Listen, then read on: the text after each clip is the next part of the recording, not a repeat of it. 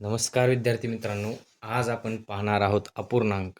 आजपासून आपण सुरुवात करतोय अपूर्णांकासाठी.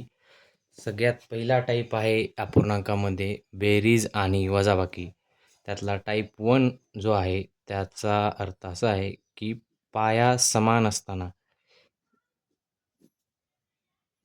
जेव्हा आपण अपूर्णांक सोडवत असतो व त्याचा पाया समान असतो तेव्हा त्याच्यात काय करायचं असतं. इथं पाया समान आहे. आपल्याला सगळ्यात आधी फक्त पाया लिहून घ्यायचा आहे किंवा छेद लिहून घ्यायचा आहे. 3ला 3 या दोघाची बेरीज करायची. 4 आणि 8. 8 आणि 4 12. 12/3. मग यांना असं भाग जात असला तर भाग देऊन घ्यायचा. 3 1 3. 3 चौक 12. उत्तर आपलं आले 4 भागिले 1. 1ला काही किंमत नसते. फायनल ॲन्सर जे आहे आपलं ते 4. आता यात पुढचा जो पद्धत आहे किंवा पुढचा जो टाईप आहे त्याच्यात चिन्ह वेगळे आहेत. चिन्ह जे आहेत वेगळे आहेत.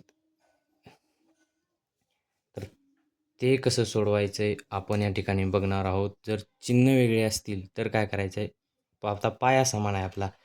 मग पाया समान असल्यामुळं सगळ्यात पहिल्यांदा आपल्याला पाया लिहून घ्यायचा आहे. तर तो काय छेद जो आहे तो 2 आहे. आता इथं प्लस आणि मायनस आहे. ज्या वेळेला प्लस मायनस असतं ते छोट्या संख्येचा असो किंवा मोठ्या संख्येचा असो, प्लस किंवा मायनस, प्लस इंटू मायनस हे नेहमी मायनस होत असतं.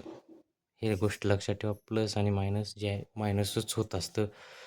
त्यामुळं आता आपण तर 5 - 17 या ठिकाणी उत्तर येईल आपलं 12. 12 पण आता चिन्ह देताना आता इथं 5ला मायनस चिन्ह आहे व 17ला प्लस चिन्ह आहे. चिन्ह जे आहे ते मोठ्या संख्येचं चिन्ह द्यायचं. मोठ्या संख्येचं चिन्ह जसं मोठी संख्या कोणती आहे 17. मग चिन्ह येईल इथं +12. आता भाग जात असला भाग देऊन घ्यायचा. बे एक बे, बे सकून 12. आपलं फायनल आन्सर येईल 6. ही झाली अपूर्णांक. अपूर्णांकातला पहिला टाईप जो होता आपला पाया समान असताना उत्तर कसं काढायचं. पुढल्या व्हिडिओमध्ये आपण बघणार आहोत की पाया वेगळा असताना किंवा कंसाच्या आतील बाहेरील चिन्हाचा गुणाकार करून उत्तर कसं काढायचं हे आपण पुढल्या व्हिडिओमध्ये बघणार आहोत. धन्यवाद.